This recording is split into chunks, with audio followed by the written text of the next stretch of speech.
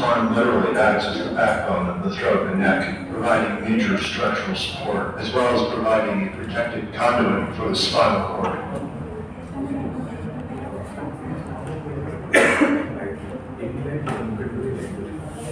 On closer examination, we see the thyroid and cricoid cartilages, and housed within the thyroid cartilage, the vocal cords.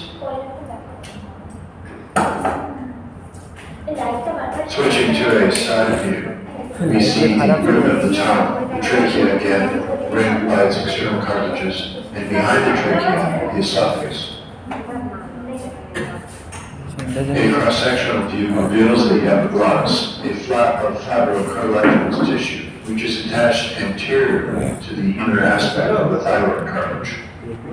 Lying posteriorly at the very back of the throat is the cervical spine.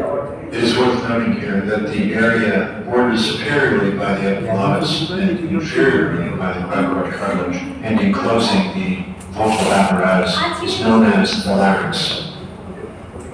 The pharynx refers to that area of the airway lying directly above the vocal cords and the epiglottis. The purpose of the epiglottis is to allow for free movement of air in and out of the trachea during breathing, and to close over the airway during swallowing, to force all secretions of food down the esophagus and prevent their movement into the lungs. The inset on the left depicts a view looking down the throat, as one might see it during endotracheal intubation. It is critically important to a safe and successful intubation that the operator be very familiar with the anatomical landmarks noted here. Again, we can observe the closure of the epiglottis during swallowing.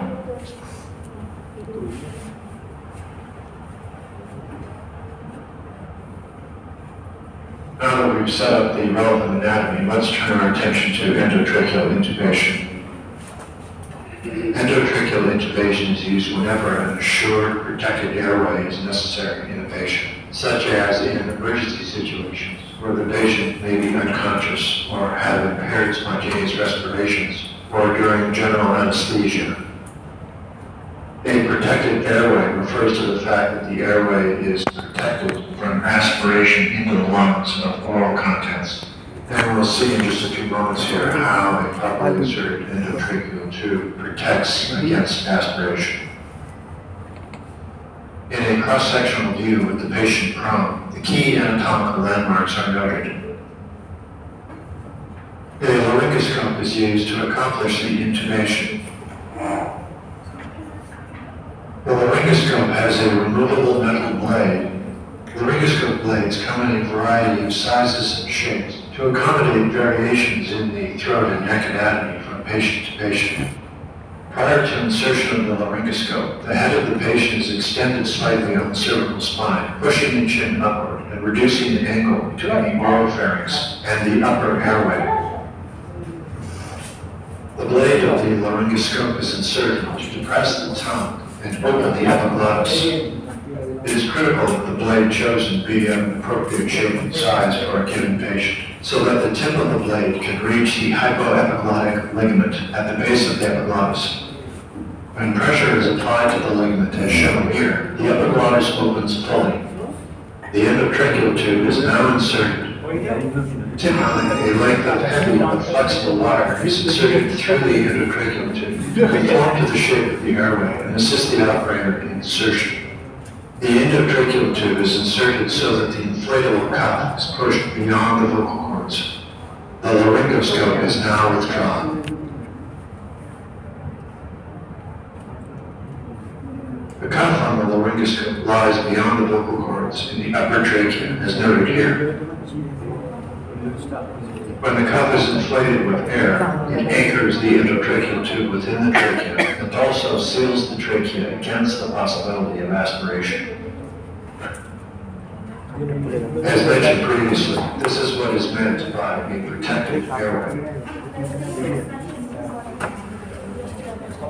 The patient is now ready for ventilation with either an ambu bag or a ventilator machine. Once ventilation has begun, the lungs are auscultated to ensure airflow and eliminate the possibility of an esophageal intubation.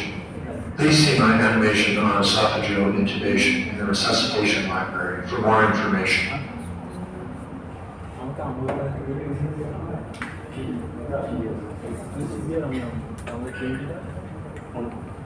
Endotracheal infection সম্পর্কে এই নামটাই স্মরণীয় কেউ আছো? Endotracheal infection কথাটা স্মরণীয় কিরকম আছে কেউ আছো? প্রত্যেকেই জানো, তাই তো? আচ্ছা, তো ভ্যারিয়াস ওয়ার্ডে ফিচার বাজার এটা সব রয়েছে এখানে। তো একদমই তোমাদের ওয়ার্ডে হয়নি এরকম কেউ আছো এই কাজটা? আরো ওয়ার্ডে কখনো হয়নি? ইমপ্লিমেন্টেশন ছিল না কখনো কেউ আছো? একই না রাত্রি বলতে হবে না, প্রত্যেকেই জানে। ইন্টিগ্রেশন করার জন্য কি কি দরকার?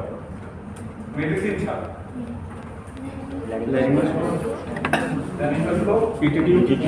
টিউব, তারপরে সাকশন গ্লাভস, বুজি, ওয়াই কানেক্টর, লক্স। ইন্টিগ্রেশন করেছো কয়জন?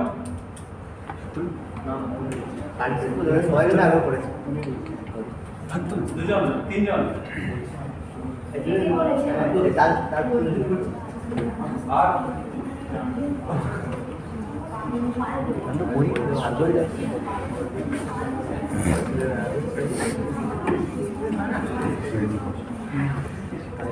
You may receive endotracheal intubation and mechanical ventilation if you are in an emergency situation involving severe respiratory problems, or if you are having general anesthesia during a surgical procedure. When you breathe, air moves into your lungs when a muscle called the diaphragm, along with other muscles nearby, contracts and causes the chest cavity to expand. Air is exhaled when these muscles relax, and the lung tissue passively returns to its original size. This is called respiration. During respiration, oxygen in the air passes through your nose or mouth and into your pharynx or throat. It then goes into your trachea or windpipe. Your trachea divides to become the left and right main bronchi, which enter your lungs. Inside your lungs, the main bronchi divide repeatedly and eventually become small tubes called bronchioles. At the end of the bronchioles are tiny air sacs called alveoli. Oxygen in your alveoli is absorbed into nearby blood vessels called capillaries. At the same time, carbon dioxide, a gas in your blood that must be removed, passes into the alveoli and back out through the airways. This process is called gas exchange. If you have severe respiratory problems, the oxygen levels in your blood may drop too low, or the carbon dioxide levels may rise too high. Either of these conditions can result in damage to your vital organs, including your heart and brain. Some conditions that may lead to severe respiratory problems include drowning and obstruction in the trachea, such as a foreign object or tumor, obstructive pulmonary diseases such as asthma, chronic bronchitis, and emphysema, diseases such as pneumonia and acute respiratory distress syndrome, or ARDS, severe weakness of the muscles that control breathing, and damage to the bones and tissues of the chest. Under these circumstances, you may need additional oxygen or breathing support through mechanical ventilation.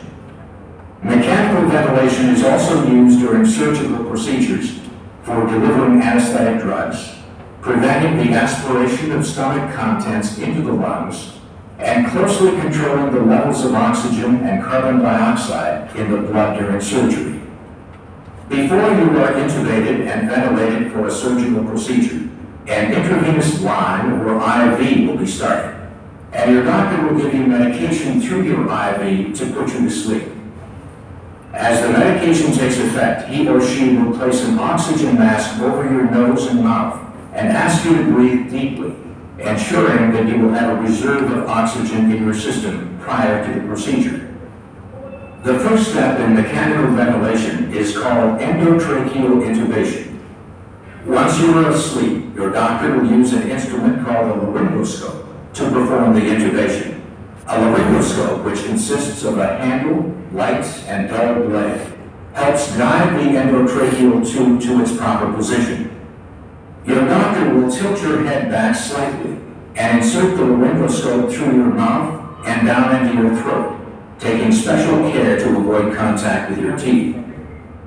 Using the blade, your doctor will gently raise the epiglottis, which is a flap of tissue protecting your larynx.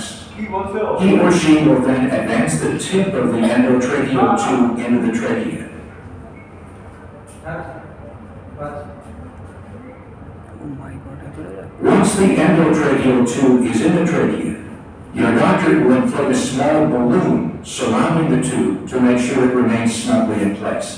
Your doctor will remove the laryngoscope and tape the tube to the corner of your mouth to prevent it from being jostled out of position. Your doctor will check to see that the tube is properly positioned in the lower part of the trachea by inflating your lungs with a special bag and listening for breath sounds on both sides of your chest. If the end of the tube is too low, both lungs will not receive the same amount of air. In some cases, an X-ray is taken immediately after intubation to confirm the tube's placement. Once the endotracheal tube is in the proper position, your doctor will attach it to the mechanical ventilator, a specially designed pump that aids respiration by delivering well-oxygenated air into the lungs and permitting carbon dioxide to escape from the lungs. Levels of oxygen and carbon dioxide will be closely monitored to confirm that the ventilator is working. Once your surgical procedure is complete, your doctor will not remove the endotracheal tube until you are able to safely breathe on your own. He or she will make this determination by measuring how often you take a breath and how much air you breathe in and out with each breath.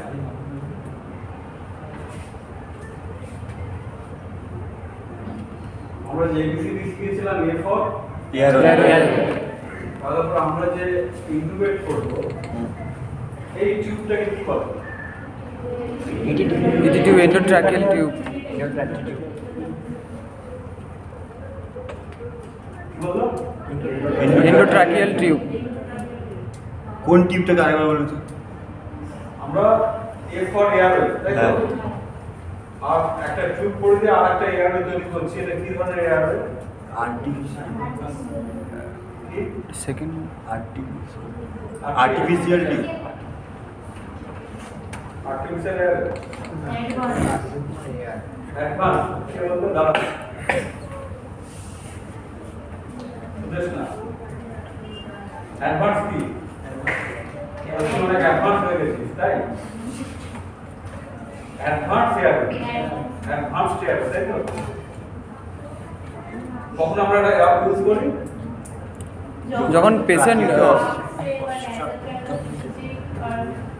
Oxygen দেওয়া যাচ্ছে না patient unconscious নিজে থেকে নিতে পারছে না পেশেন্টের নিজে থেকে অক্সিজেন লেভেল এসিএল ঠিক অ্যাডভান্স এয়ারওয়ে দেওয়ার অ্যাডভান্টেজ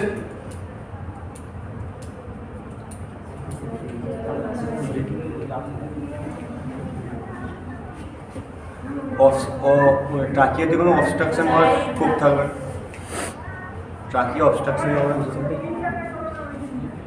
এয়ারওয়েটা অ্যাবসলিউটলি পেটেন্ট রাখার জন্য এবং আমরা যতটুকু প্যারাগন জ্যাম করতে চাইছি সেটাই যাবে এবং যখনই আমরা অ্যাডভান্স এয়ারওয়ে লাগিয়ে দেবো অ্যাটাচ করে দেবো তখন কি 30:2 যেরকম ছিল সেরকম থাকবে না না কিরকম হবে ওই তো 1 to 6 1 to 6 সেকেন্ডে একটা করে দেবো। 6 সেকেন্ড ছাড়া এই যখন 6 সেকেন্ডে একটা করে আমরা দেবো তখন কি কম্প্রেশন বন্ধ থাকবে কম্প্রেশন সেটা চলতে থাকবে, এটা তো 1 to 6 কন্টিনিউ থাকবে।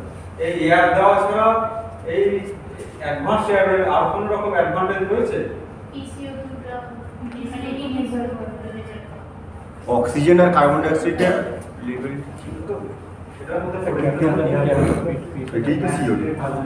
এছাড়া কখনো কখনো আমরা ড্রাগও দিতে পারি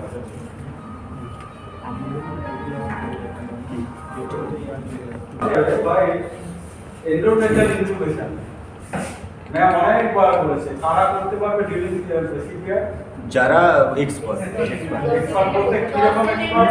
10 সেকেন্ডের মধ্যে করতে হবে 10 সেকেন্ডের মধ্যে সেকেন্ডের মধ্যে করতে হবে 10 সেকেন্ডের মধ্যে চেক করতে পারবে, তারই উচিত অ্যাটেন্ড করা, কনফিডেন্ট হতে হবে, তাই না?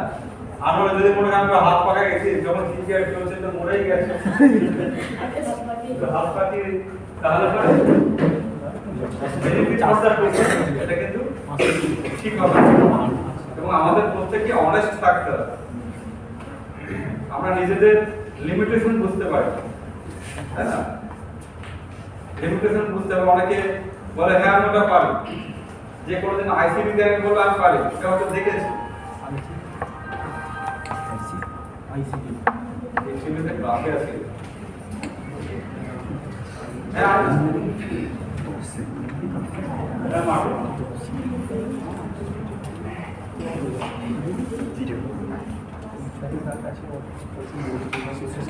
হ্যাঁ, ভালো করে 10 সেকেন্ডের মধ্যে বুঝতে, তাই তো? এটা করার আগে এখানে কয়েকটা জিনিস দেখিয়েছে, সেটা হচ্ছে জ্যান্ত পেশেন্টদেরকে, যেমন প্রি মেডিকেশন দিতে হবে, ঘুমের ওষুধ দিতে হবে, আর কি করতে হবে? অনেকক্ষণ ধরে অক্সিজেন স্যাচুরেশন লেভেলটা হ্যাঁ তুমি যে 10 সেকেন্ড টাইমটা নষ্ট করছো, ওটা জন্য হাইপারভেন্টিলেট করতে হবে নষ্ট করতে ধরে না হচ্ছে, সেজন্য অক্সিজেন রিজার্ভটা যাতে স্যাচুরেশনটা ঠিকঠাক হয় না তার জন্য। কিন্তু যেখানে আমরা এসএলএস ফলো করছি, সেখানে তো পেশেন্টরা তো আমার অত টাইম দেবে না, আমার অ্যাডভান্স এয়ারে 10 সেকেন্ডের মধ্যে করতে হবে, সেখানে ফ্রি অক্সিজেনের কোনো রোল নেই। আমি জানি না একটা বিএলএস এর পরে এসএলএস এসছে কিনা, পেশেন্টটা কনসাস কি আনকনসাস তাও জানি না। ধরে নিচ্ছি যদি আনকনসাস হয় তাহলে পরে ঘুমের ওষুধের কোনো রোল নেই, দেওয়ার কোনো দরকার নেই, ঠিক আছে? এবার ইনটুবেশন করার আগে আমার একটা হচ্ছে ইনটুবেশন টিউব, আর একটা হচ্ছে ল্যারিঙ্গোস্কোপের দুটো পট থাকে, একটা হচ্ছে ব্লেড আর প্লেট আর হ্যান্ডেল ব্লেডের মধ্যে লাইট জ্বলে কি জ্বলে না? জল জল। তাহলে পরে বসে যাও। যারা শিশুতে কাজ করছো, টেকনোলজিস্ট এবং সিস্টার প্রত্যেকদিন ল্যারিঙ্গোস্কোপ চেক করা উচিত কি উচিত না? উচিত এখানে একজনও আছে প্রতিদিন চেক করে না স্যার কোনো অর্থ না পাই না। তো আমি করি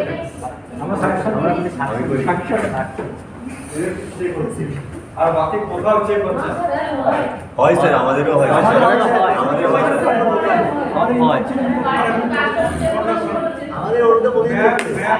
ম্যাম বলছে বলে ব্লাইন্ডলি 3টে শিফটে করছি, অথচ একটা মেডিসিনও আমি দেখছি না, ওখানে এখনই কি ফার্স্টে চেক করলে একটা দুটো এক্সপায়ারি মেডিসিন পাবোই পাবো, তো সেইভাবে করতে হবে না।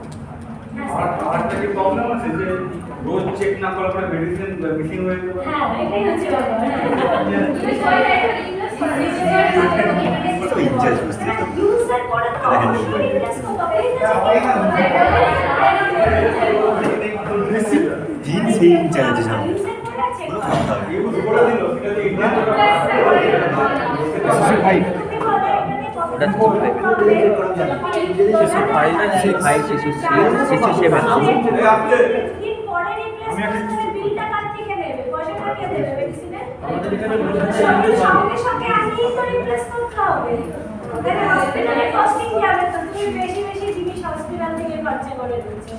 আমি না ওটা আম্মু একজনকে ইউজ করলাম, তো বিলটা তো সেই পেশেন্টের নামে হবে, তো সেটা যদি তোমার হসপিটাল থেকে আনিয়ে দিতে হয় তাহলে মুশকিল। তো তুমি তাহলে পাবে কি করে? তার আইডি নাম্বার তার সব কিছু দিয়ে তার বিলিং ক্লোজ হয়ে, এবং আমরা ম্যাক্সিমাম টাইম দেখি তার বিলিং ক্লোজ হয়ে গেছে, এবার তুমি ল্যারিঙ্গোস্কোপ ইউজ করতে গিয়ে দেখা যাচ্ছে লাইট জ্বলছে না।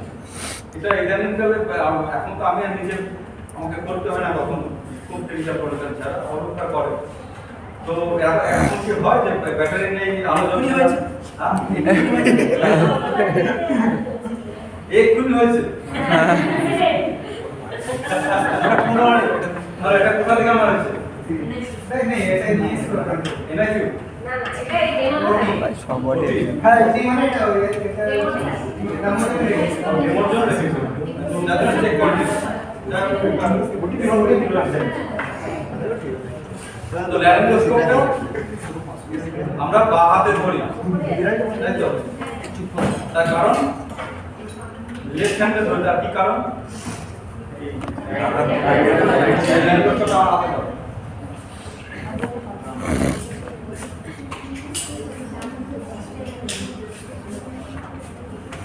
আমরা অনেক বাঁ হাতে ধরি, কাউকে ডান হাতে ধরতে গেছি না।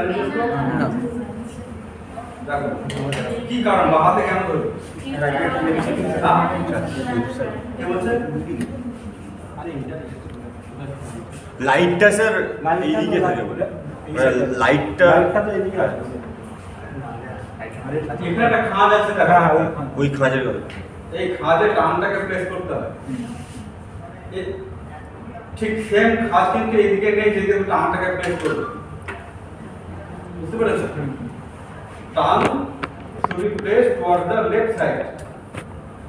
তাহলে পরে আমি একটা স্পেস পাবো ট্র্যাকের ওভেনটাকে দেখা, আমি স্মুথলি এটা ঢোকাবো, কোনো মানে ঝগড়াঝাটি করে না, পেশেন্টের সাথে মারামারি করে না, স্মুথলি ঢোকাতে হবে যাতে কোনো রকম ইনজুরি না হয়।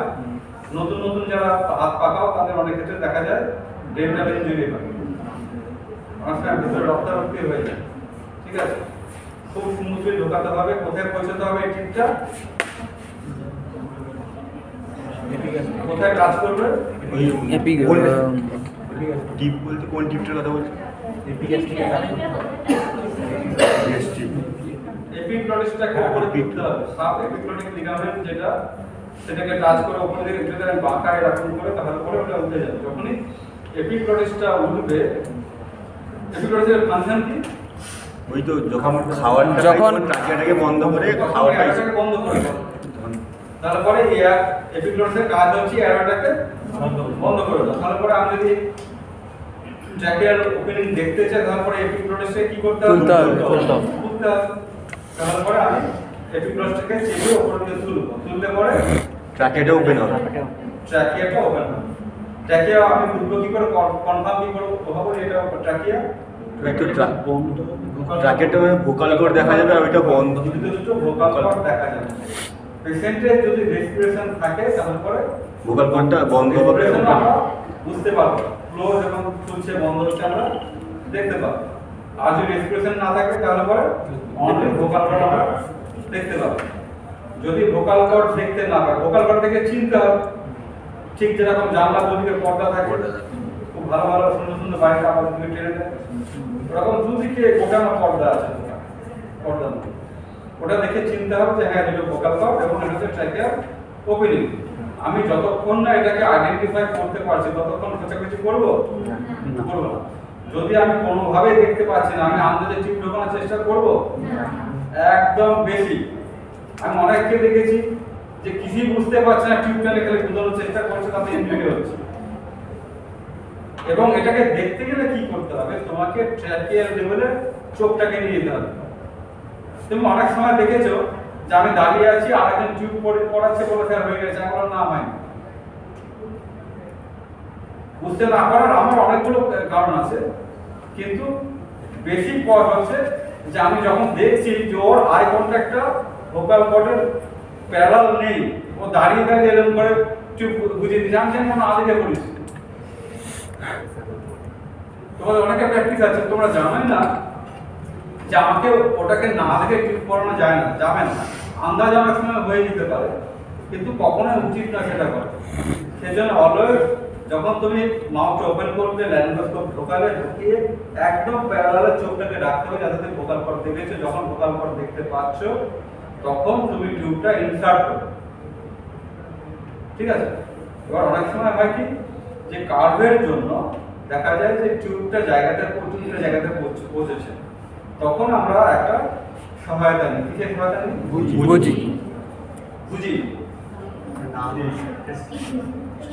স্টিলেট, হ্যাঁ যেহেতু আমাদের হার্ড জিনিস ইনজুরি হয়ে যায়, আমাদের যেগুলো আছে ফ্লেক্সিবল যে ওটাই বুঝি। ওটাকে ঢোকাতে হবে, ঢুকিয়ে তারপরে আমরা টিউবটা ইনসার্ট করার পরে আমরা কি করি? পাইলট বেলুনটাকে ইনফ্লেট পাইলট বেলুনটাকে ইনফ্লেট করি। কেন? যাতে ওখানে এয়ার ফিক্সড হয়, লিকেজ না থাকে আর লিকেজ না থাকে, টিউবটা যাতে বেরিয়ে না আসে। ফিক্সড হওয়ার জন্য। ট্র্যাকের সাথে অ্যাটাচ থাকবে এবং টিউব এবং ট্র্যাকের মাঝখানে যাতে কোনো Leakage গ্যাসেস না থাকে যেখান দিয়ে এয়ার যাতায়াত করতে পারে। আমরা কি চাই, এয়ারটা শুধুমাত্র টিউবের মধ্যে দিয়ে যাতায়াত করবে, টিউবের মধ্যে দিয়ে যাবে, টিউবের মধ্যে দিয়ে আসবে। তাহলে পরে আমাকে টিউব এবং ট্র্যাকিয়া তার মাঝখানে যে স্পেস সেটাকে ফিল করতে হবে। সেটা ফিল করার জন্য সায়েন্স আমাদের কি তৈরি করেছে, এই টিউবের কাপ। চারিদিকে একটা cup. Cup balloon, pilot balloon. সেটাকে আমরা ফুলিয়ে দেবো। তার আবার পাইলট pressure পাইলট। আছে, যেমন খুশি আপনি এমন এয়ার দিলাম কাটিয়ে দিলাম, ওই হবে? 35 থেকে তাদের কাছে ম্যানোমিটার রয়েছে। 25 থেকে 35। আমরা দেখে নিই। তাহলে পরে এইবার টিউবটা তো ইনসার্শন হলো, পাইলট বেলুন তৈরি করেছো, এবার আমাকে কি চেক করতে হবে? ওই তো মানে পজিশন আছে কিনা, পজিশন আছে কিনা, কি টিউবটা ঠিকঠাক পজিশন আছে কিনা ওয়ান ওর ভিতরে এয়ার দিয়ে সাউন্ড শুনলেই তো। অস্কার পরে কি বোঝার চেষ্টা করব? এয়ার এন্ট্রি ঠিক আছে কিনা, রাইট এন্ড লেফট ঠিক আছে না, রাইট এন্ড লেফট ইকুয়াল কিনা, ইকুয়াল এয়ার এন্ট্রি আছে কিনা। তুমি দেখছো রাইট এয়ার এন্ট্রি পাচ্ছি, লেফটে পাচ্ছি না, তার মানে ওয়ান লাং ওয়ান লাইন রেসুলেশন হচ্ছে, তাই না? এই যে টিউবটাকে এমন জায়গাতে প্রেস করা দরকার যাতে দুদিকে এয়ার এন্ট্রি ইকুয়াল Equal হয়। থাকে। যখন আমি ঠিক করে নিলাম, যে দেখতে পেলাম যে এয়ার এন্ট্রি ইকুয়াল হয়েছে, আমি আর ফার্দার আমি কি করতে পারি, এবার আমার যে মেন টার্গেট মেকানিক্যাল ভেন্টিলেশন দেওয়া সেটা আমি দিতে পারি। আমার কাছে যদি না থাকে আমি তখন করে শর্ট সেকেন্ড সারা জায়গা একটা করে ব্রিথ দিতে পারি। আমি যে বেশি হচ্ছে আমি দিয়ে যাব। ইনসাইড দ্য আইসিইউ আমাদের একটা কাজ আছে রুটিন, যেটা অবশ্যই করতে হবে, যে প্রত্যেকটা ইনকিউবেশনের পরে অবশ্যই একটা Chest exercise করতে হবে। ঠিক আছে, আপনি বলুন এবার কি হবে? এবার তো আর কিছু নেই, মোটামুটি তো সবই হয়ে গেল। এবার আমি একদম নিজে করতে চাই, বলুন ওদের কোনো কোশ্চেন থাকলে বলুন, তারপরে একটা দুটো মেগা সিচুয়েশন। হ্যাঁ মেগা পরে কতজন 10 জন আছে তো এই 40 জন আছে, 5 জন করে 6 জন চলে কারো কিছু কোশ্চেন থাকলে এখনই করে নাও।